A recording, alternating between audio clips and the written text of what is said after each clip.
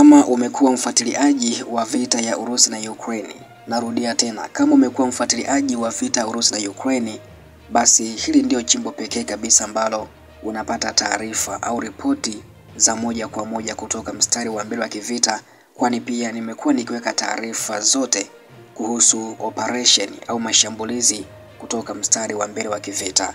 Sasa taarifa ambayo sasa hivi nataka nikufahamishe kutoka mstari wa mbele wa kivita ni ya kwamba wanajeshi wa Urusi wamesonga mbele kwa kasi zaidi kwenye moja mkoa huko nchini Ukraine, lengo likiwa ni kukata usambazaji wa vifaa vya kijeshi nchini humo. Hii ni taarifa ambayo imeripotiwa na Waukrainia wenyewe kabisa, na wamezungumza hali nzima kutoka mstari wa mbele kwenye moja mkoa huko nchini Ukraine, ambao ni mkoa amezaliwa rais wa nchi hiyo Volodymyr Zelensky. Hivyo na kusihi ya kwamba kama unataka kufahamu sasa ambacho kimejiri kutoka mstari wa mbele wa kivita muda mchache ambao umekwisha kupita, basi sasa ungana nami mwanzo hadi mwisho, utafahamu ripoti kutoka mstari wa mbele wa kivita na kwa nini wanajeshi wa Urusi wamesonga mbele kwa kasi kwenye mkoa tofauti kabisa na ule ambao pia Putin alitangaza kwamba lilikuwa ni lengo mama la kufanya mashambulizi huko Ukraine. Inakumbukwa kwamba lengo ama chanzo cha vita ilikuwa ni mikoa minne tu, yani Kherson, Zaporizhia, Lugansk, lakini pia Donetsk. Lakini taarifa ambayo imeripotiwa muda mchache na wachambuzi wa kijeshi Urusi ni kwamba imeanza mashambulizi na inasonga kwa kasi kabisa mkoa mwingine tofauti na kile ambacho pia kilikuwa kimetangazwa hapo awali. Basi utasikia hapa na kusihi tu nifuatilie mwanzo hadi mwisho, na pia usiache kubonyeza neno subscribe kama bado hujafanya hivyo. Vikosi vya Urusi vimesonga mbele katika eneo la kati mashariki la Dnipropetrovsk au mkoani Dnipropetrovsk katika juhudi za kuvuruga njia za usambazaji bidhaa za Ukraine zinazounga mkono sekta zilizo karibu na mstari wa mbele wa kivita. Wachambuzi wa kijeshi wamesema hivyo. Wamesema hata kama tahadhari ilipohamishiwa kwa sekta nyingine upande wa mashariki mwa Ukraine zinazostahimili mapigano makali, vikosi vya Urusi vinaendelea kusonga mbele kwa kasi kidogo katika mkoa wa Dnipropetrovsk katika wiki za hivi karibuni. Emily Kasteharmi, ambaye ni mchambuzi katika kundi la ndege weusi lenye makao yake huko Finland, ambalo pia linafuatilia picha za wazi za vita, amesema ambapo eneo kubwa la viwanda lilo karibu na mikoa ya Donetsk na Zaporizhia lilikuwa halijaona mapambano hadi mwezi Juni. Mchambuzi Kasteharmi amesema ya kuwa Urusi sasa inakalia takriban vijiji 10 katika eneo la mpaka la Dnipropetrovsk. Nimekuambia kwamba Dnipropetrovsk ni mkoa ambao ulikuwa uko nje kabisa na ripoti ya chanzo cha vita hii, lakini tazama sasa hivi unaona kwamba vijiji takriban 10 viko kwenye mikono ya Urusi. Kwa hiyo nifuatilie utafahamu kwa nini pia kumekuwa na hii kasumba ya kwamba Urusi pia imeripotiwa kuwa inafanya mashambulizi katika mikoa mingine, kwa mfano pia hata kule Sami. Hivyo basi karibu sana uendelee kunifuatilia.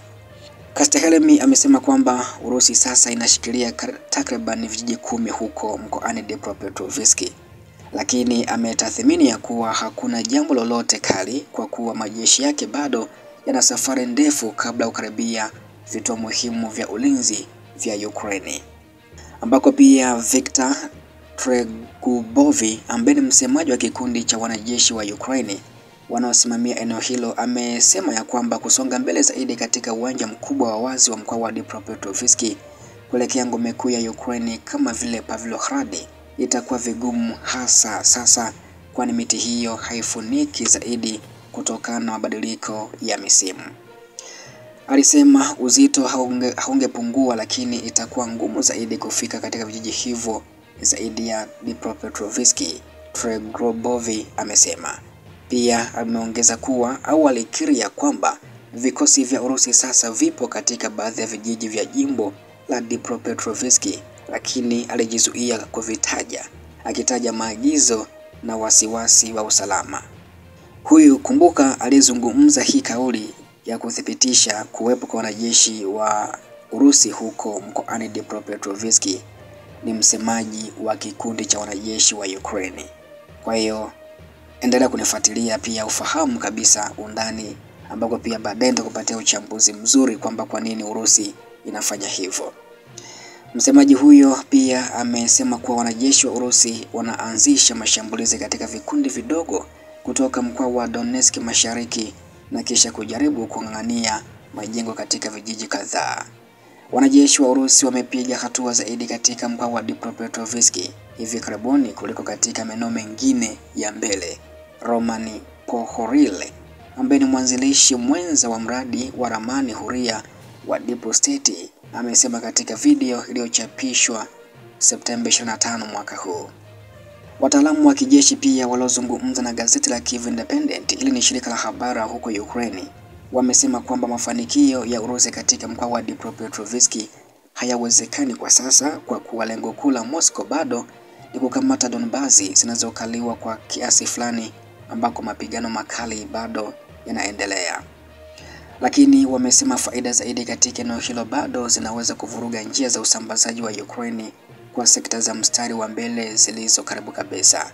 Kastehalmi, mchambuzi wa kundi la ndege weusi, amesema hatari moja yenye maendeleo sawa ya polepole katika sekta hiyo ni kwamba Urusi inaweza hatimaye kukata barabara kati ya kijiji cha Pokrovsk kwenye makutano ya kuelekea huko Zaporizhzhia na Dnipro na mji unaogombaniwa wa Huliapol kusini mashariki mwa Zaporizhzhia, ambako pia Kastehalmi amesema kuwa ingawa Pokrovsk inaweza kuwa ndani ya ndege zisizo na rubani zinazoonekana kwa mtu wa kwanza maarufu kama FPV, kwa vile wanajeshi wa Urusi tayari wako umbali wa kilomita 17 hadi 18 kutoka kijijini, bado ni mahali padogo na Ukraine inaweza kuzoea na kuhamishia vifaa na makao yake mahali pengine.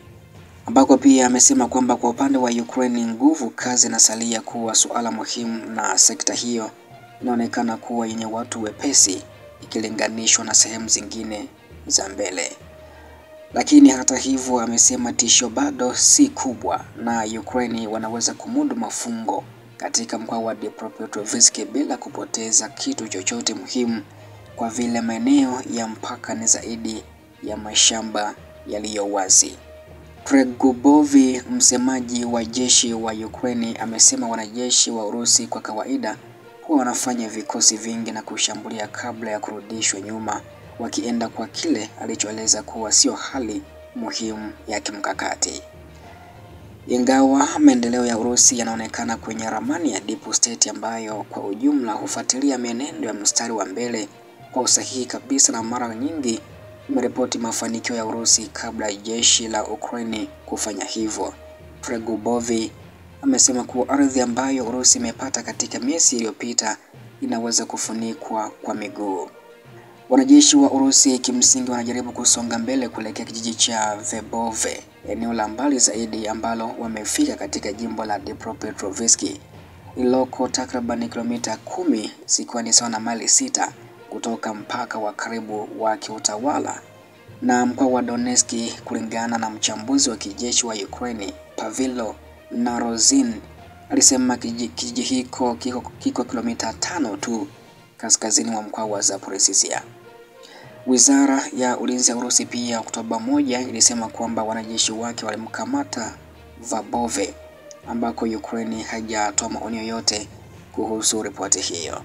Narozin amesema kuwa Urusi imezidisha msukumo katika mkoa wa Dnipropetrovsk karibu katikati ya Agosti na wanaweza kuwa tishio kwa laini za wasambazaji bidhaa za Ukraine katika Donbas kama wanaweza kusonga mbele karibu kilomita 15 ndani kabisa ya eneo la karibu. Katika Donbas kuna kundi kubwa kabisa na linahitaji vifaa vikali, Narozin amesema. Aliongeza kuwa amekubali ya kwamba mtazamo wa sasa wa Urusi unabaki kuwa juu ya Donbas.